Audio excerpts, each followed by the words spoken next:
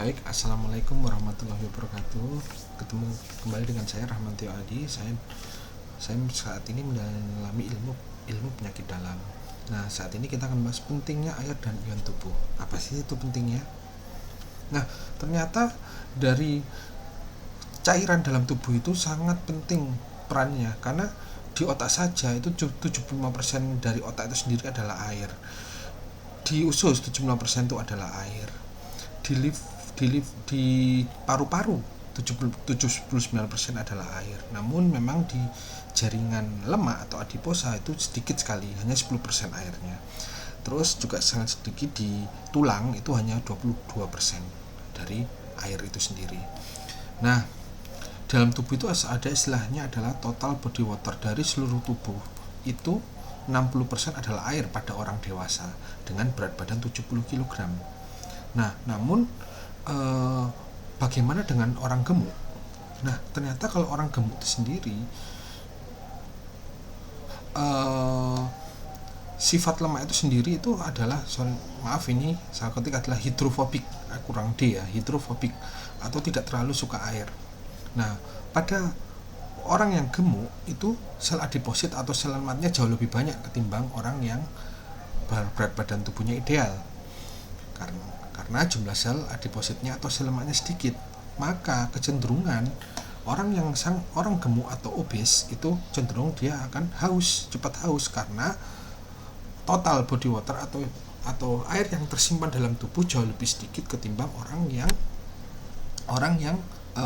yang berat badannya ideal. Apalagi orang yang lebih kurus itu malah total body waternya itu lebih meningkat lagi. Kalau orang kurus itu bisa sampai 70%. Kalau orang dewasa normal itu 60%. Ya. Oke, mengapa ion tubuh itu sangat penting?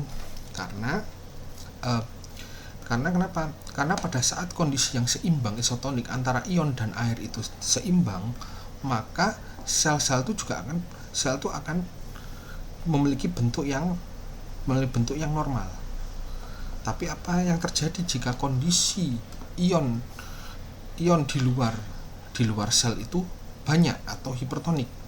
Jadi ionnya jauh lebih dominan ketimbang jumlah airnya. Maka yang terjadi adalah osmosis, di mana bergerak dari konsentrasi rendah ke konsentrasi tinggi. Jadi air cenderung keluar ke dalam sel, sehingga sel itu akan menjadi mengkerut. Jadi ketika terjadi mengkerutan sel, ingat, sel itu juga bisa berperilaku, bisa juga berkomunikasi dan sebagainya, seperti yang kita terangkan fungsi sel yang sebelumnya di awal-awal. Maka fungsi sel juga akan berubah. Nah, bagaimana jika kondisi hipotonik atau airnya jauh lebih banyak ketimbang ionnya? Maka air yang di luar ion yang di luar jauh lebih banyak daripada ion yang di dalam. Maka terjadi air itu cenderung masuk ke dalam sel. Akhirnya sel itu jadi tambah mengembang.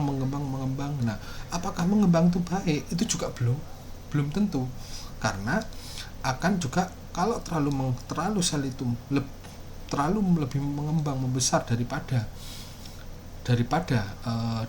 sel yang normal, ya bayangkan itu adalah sebuah balon. Kalau balon itu terlalu banyak udaranya di dalam, apa yang terjadi?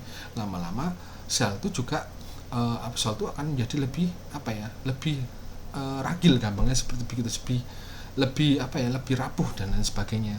Akhirnya ya sama seperti balon juga bisa meletus ya. Sel pun juga sama, juga bisa terjadi bocor dan lain sebagainya. Nah, ini kalau andai kata ini adalah sebuah sel jantung, apa yang terjadi?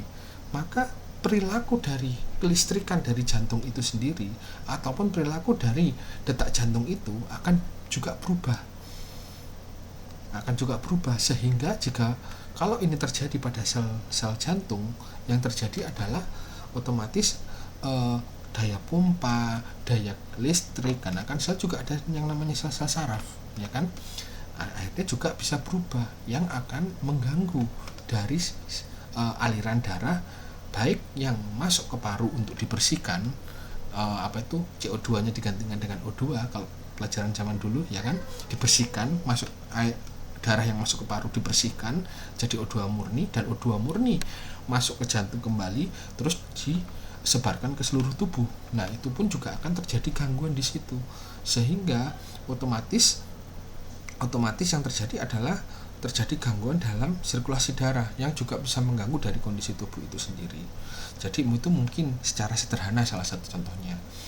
Jadi, untuk lebih jelasnya ya pasti kita harus mendalami ini di kuliah medis ya, salah satunya juga kuliah kedokteran. Baik, sampai di sini penjelasan singkat dari saya, semoga bermanfaat. Assalamualaikum warahmatullahi wabarakatuh.